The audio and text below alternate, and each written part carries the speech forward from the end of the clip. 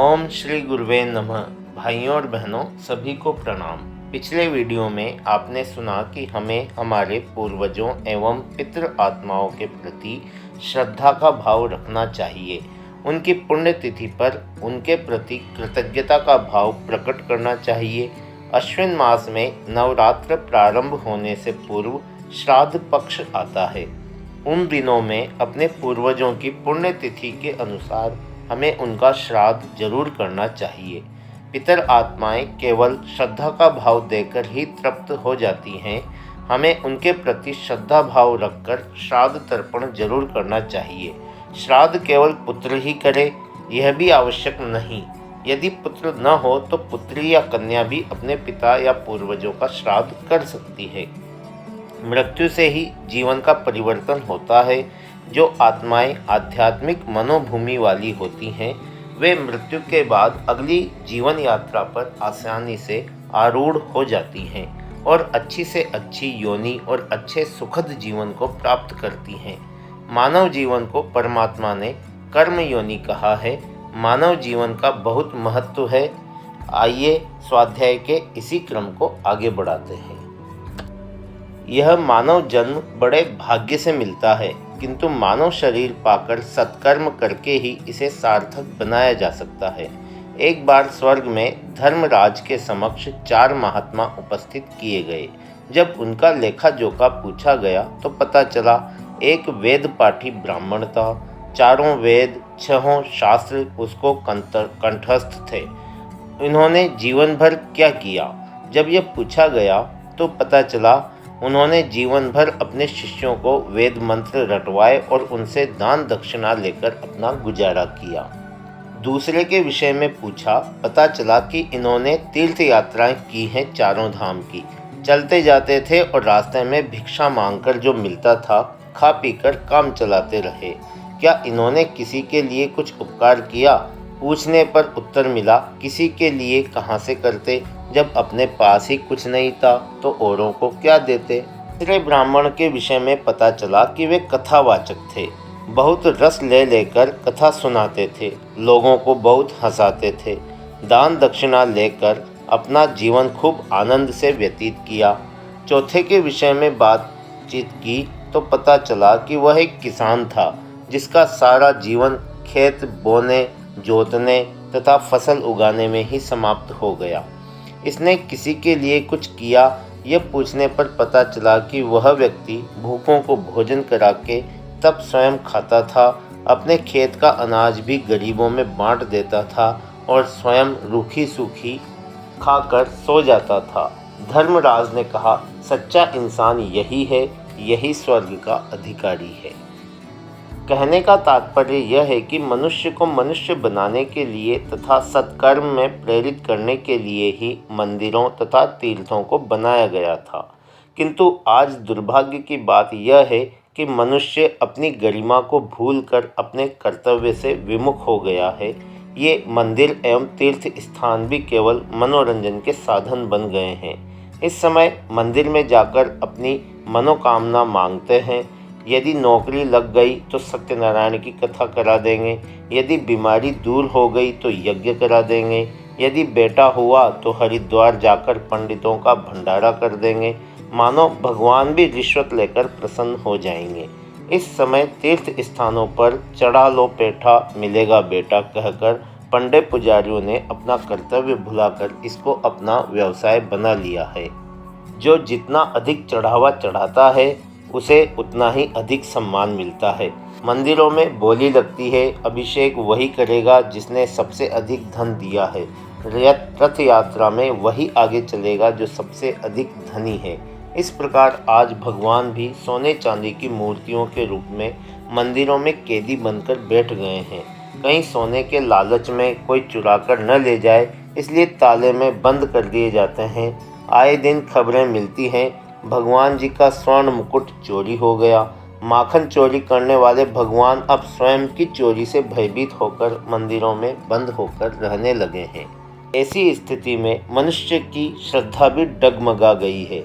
एक गरीब व्यक्ति जो श्रद्धा भाव लेकर नंगे पैर चलकर कष्ट उठाकर यात्रा करता है उसे भगवान के दर्शन भी दुर्लभ हैं, जबकि कार, हवाई जहाज में जाने वाले सेठ जी के लिए मंदिर के द्वार हर समय खुल सकते हैं।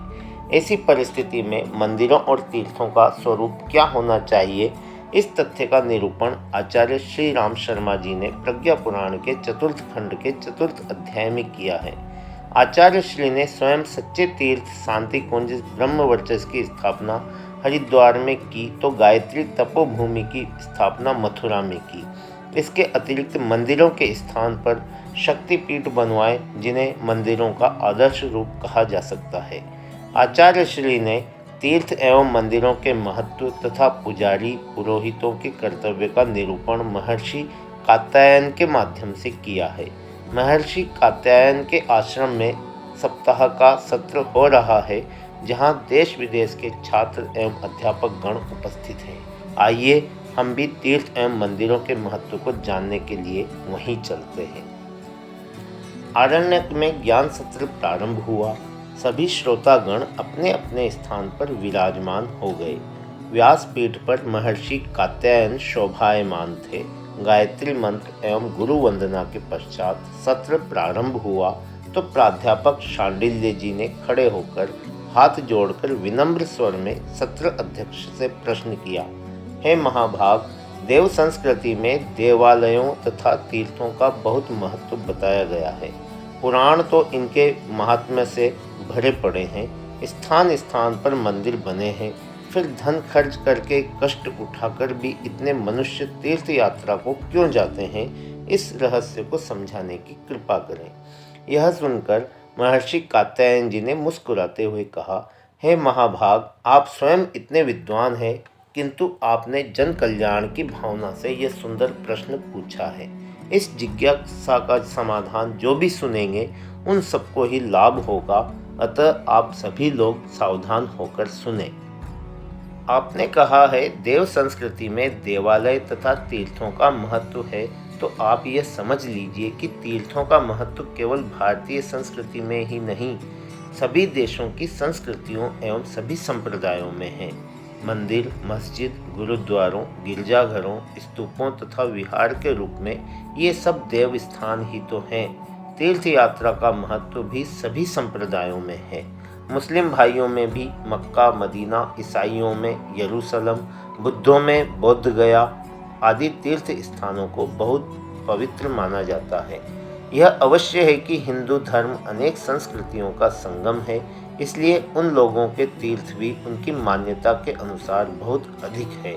4 धाम, 12 ज्योतिर्लिंग, शक्तिपीठ, सप्तपुरियाँ, पंचकाशी, पंच सरोवर, 14 प्रयाग, श्राद्ध तीर्थ, जैन तीर्थ, बौद्ध तीर्थ आदि। इसके अतिरिक्त हिंदू इतना उदार है कि वह पीर पर भी चादर चढ़ा देता है और गिरजाघर में जाकर मोमबत्ती भी जला सकता है। बौद्ध तथा जैन तीर्थ तो उसके अपने हैं ही। हिंदुओं के लिए तो नदी के पावन तट पर, पर्वतों की चोटी पर, समुद्र के किनारे सभी स्थान तीर्थ हैं। पर्वतों पर केदारनाथ, बद्रीनाथ, गंगोत्री, यमुनोत्री, अमरनाथ, कैलाश मानसरोवर तीर्थ हैं, तो दक्षिण में रामेश्वरम, कन्याकुमारी भी तीर्थ है। एक और पूर्व में जगन्नाथपुरी, लक्ष्मी जी का मायका जहाँ से वे प्रकट हुई थी, तो पश्चिम में द्वारिकापुरी, जहाँ भगवान कृष्ण की प्यारी नगरी लक्ष्मी जी की ससुराल है।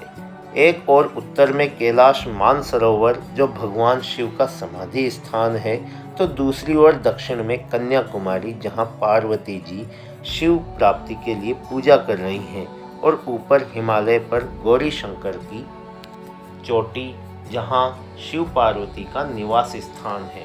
इस प्रकार चारों धाम की परिक्रमा अर्थात सारे देश की परिक्रमा, क्योंकि जब दक्षिण भारत के भक्त गंगोत्री की यात्रा करते हैं और उत्तर भारत के भक्तजन गंगोत्री का जल रामेश्वरम पर चढ़ाते हैं, तो एक ओर तो उनमें भावनात्मक शक्ति के स्रोत उमड़ते हैं, दूसरी ओर वे राष्ट्रीय एकता के सूत्र में बंध जाते हैं।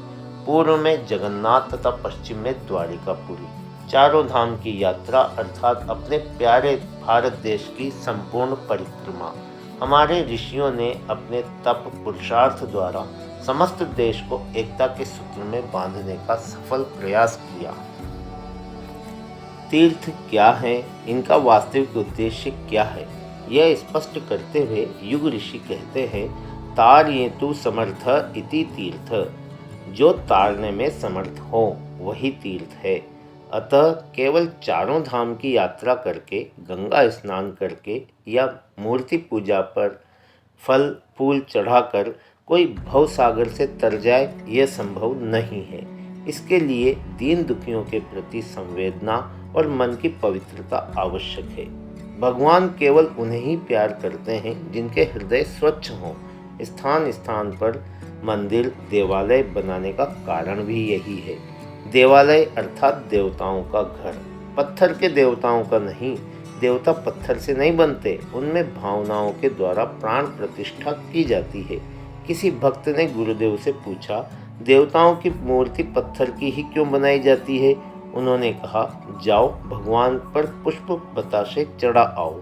वह गया और पुष्प और बताशे चढ़ा दिए। आने पर गुरुदेव ने पूछा, पूजा कर भगवान ने कुछ कहा? पूजा करने के बाद उसने कहा, नहीं। बोले, अच्छा, अब जाकर 2-4 गाली सुना आओ। वह गया और भगवान की मूर्ति को 2-4 गाली सुनाकर आ गया। गुरुजी ने पूछा, अब भगवान ने तुमसे कुछ कहा? वह बोला, नहीं। गुरुदेव ने कहा, भगवान की मूर्ति पत्थर की इसीलिए बनाई जाती है कि तुम पत्थर की मूर्ति की तरह बन जाओ। कोई तुम्हारी प्रशंसा करे या कोई तुम्हारी निंदा करे, तुम केवल अपना कर्तव्य पूर्ण करो। स्वयं पत्थर बन जाओ और अपनी श्रद्धा, भक्ति एवं समर्पण से भगवान में प्राण प्रतिष्ठा कर दो। जीवन की बागडोर उनके हाथ में सौंपकर उन्हें अपना सारथी बना लो और स्वयं कठपुतली बन जाओ। फिर देखो जीवन में कितना आनंद आता है। जब भक्त समर्पण करके अपना कार्य करता है तो भगवान को मन मंदिर में बिठा देते हैं। भगवान मन मंदिर में वृंदावन, विष्णु धाम, शिवलोक बन जाता है और सारा संसार सीता और राममय लगने लगता है। भाइयों और बहनों, आज के स्वाध्याय को अब यहीं समाप्त करते हैं। आशा है आपने इसे ध्यानपूर्वक सुना होगा और आपका सहयोग हमें लगातार मिलता रहेगा। इसी अपेक्षा के साथ आप सभी का बहुत बहुत धन्यवाद।